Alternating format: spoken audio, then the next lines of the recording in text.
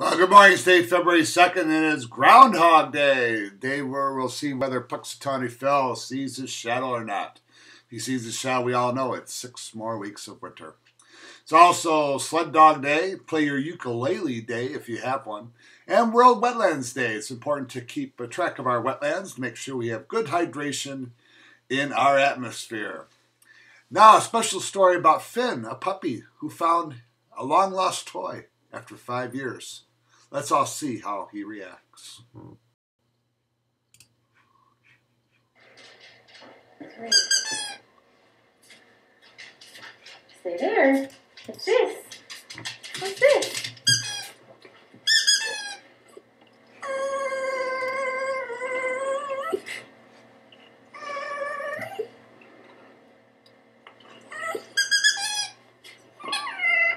This day in history. February 2nd. In 1863, writer Samuel Clemens adopted the name Mark Twain for the first time. On this day in 1964, the action figure G.I. Joe made his first appearance. In 1993, country singer Willie Nelson reached a deal with the IRS to pay $9 of the $17 million he owed in back taxes. The feds also collected profits from Nelson's recording, Who'll Buy My Memories, the IRS tapes. And on this day in 1887, the groundhog made its first weather prediction. It was an early European tradition. If a hedgehog cast a shadow, it meant 6 more weeks of winter. Punxsutawney, Pennsylvania settlers traded their hedgehog for the groundhog, and it's become the official, unofficial winter forecaster. And that's this day in history. This is Franciscan Media's Saint of the Day for February 2nd. Today we celebrate the presentation of the Lord.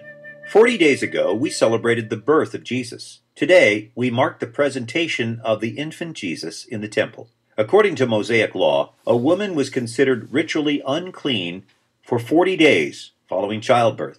At that point, she was expected to present herself to the priests at the temple and offer sacrifice to mark her purification. Actually, anyone who had brushed against mystery, birth or death, was similarly excluded from Jewish worship. Today's feast is as much a celebration of Jesus' first appearance in the temple as Mary's purification. In Luke's Gospel, Jesus was welcomed in the temple by Simeon and Anna, who acknowledged the infant as the long-awaited Messiah. From what we know, the Feast of the Presentation was observed in the Western Church as early as the end of the 4th century, though likely much earlier when gala processions recalled the introduction of Christ into the house of God. In the early 8th century, Pope Sergius inaugurated a candlelight procession as part of the observance. At the end of the same century, the blessing and distribution of candles became part of the celebration, giving the feast its popular name, Candlemas. There's more. Our verse of the day, Thus says the Lord who made the earth, the Lord who formed it to establish it.